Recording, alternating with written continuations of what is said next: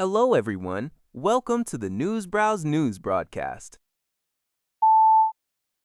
A federal judge on Friday temporarily blocked the Justice Department's $1.8 billion Anti-Weaponization Fund, which was established to compensate individuals who claim to have been unfairly investigated by previous presidential administrations.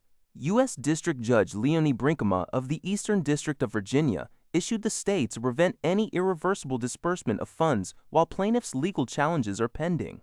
The fund was created earlier this month as part of a settlement with President Donald Trump and his sons, Donald Trump Jr. and Eric Trump, who had filed a $10 billion lawsuit against the Internal Revenue Service.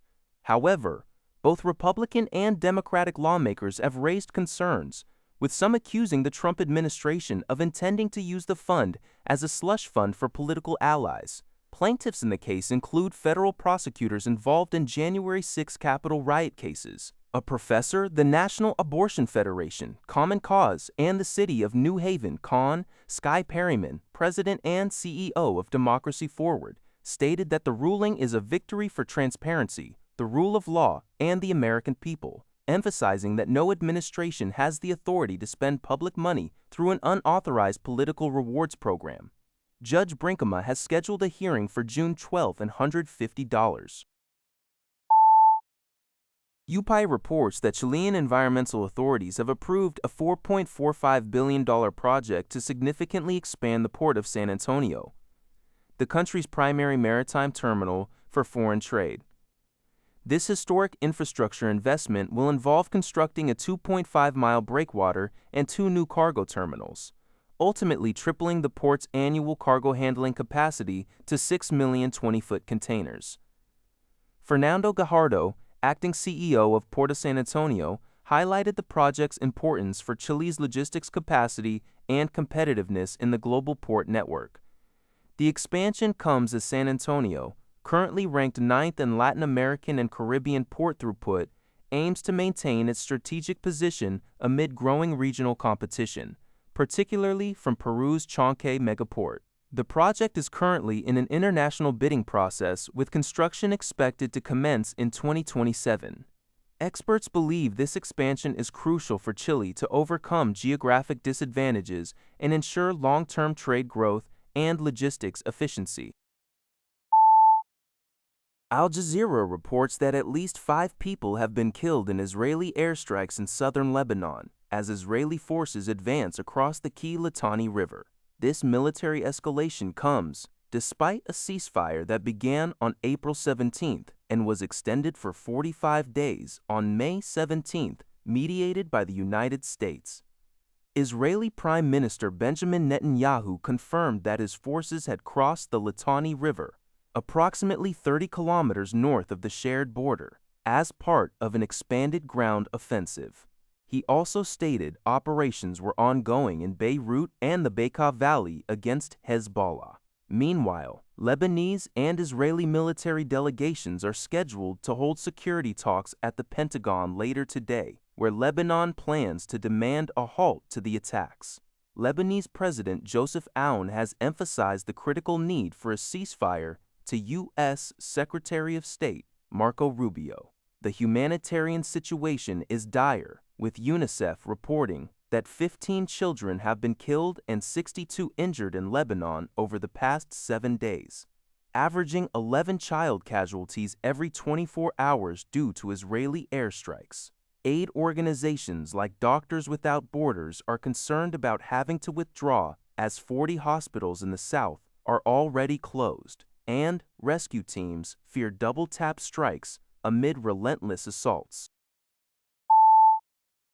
Al Jazeera reports on the contentious legacy of Colombian President Gustavo Petro's total peace plan as the country approaches its presidential election. Petro, elected in 2022 on a promise to end the conflict, initiated negotiations with various armed groups.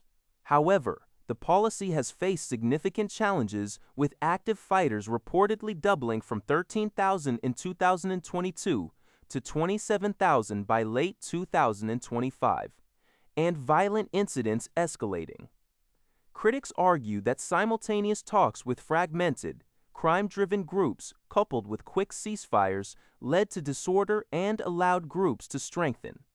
While some presidential candidates pledged to abandon the plan, citing its perceived failure and increased insecurity, allies like Senator Ivan Cepeda advocate for its continuation, arguing military force alone cannot resolve the conflict.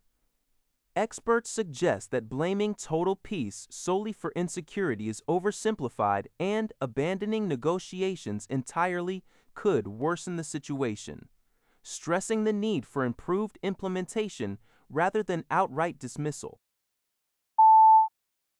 Global news reports that the India-based Bishnoi extortion gang sent a letter to an Abbotsford, BC, police station last year, warning that it had 1,000-foot soldiers ready to carry out shootings. This information was revealed by Const Kevin, St. Louis, an extortion investigator, during a deportation hearing for an alleged gang member. The letter also alluded to businesses needing to pay their tax, demonstrating the group's monetary goals.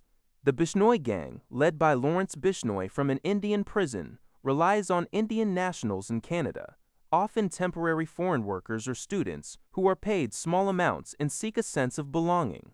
They target South Asian Canadians demanding money via WhatsApp, with a key figure, Jora Sidhu, believed to be outside Canada, making most of the calls. After a rift between Bishnoi and his former lieutenant Goldie Brar last fall, the gang's tactics shifted, sometimes resorting to shootings without prior demands. Investigators face challenges with encrypted messaging and rapid firearm movement between provinces. The Canada Border Services Agency has launched 446 investigations, issued 118 removal orders, and deported 55 individuals. An internal RCMP report also suggests the Bishnoi group engages in murder for hire in Canada, allegedly on behalf of the Indian government, including the assassination of BC Sikh leader Hardeep Singh Nijjar in 2023. That's all for this video. Thank you for watching. See you in the next video.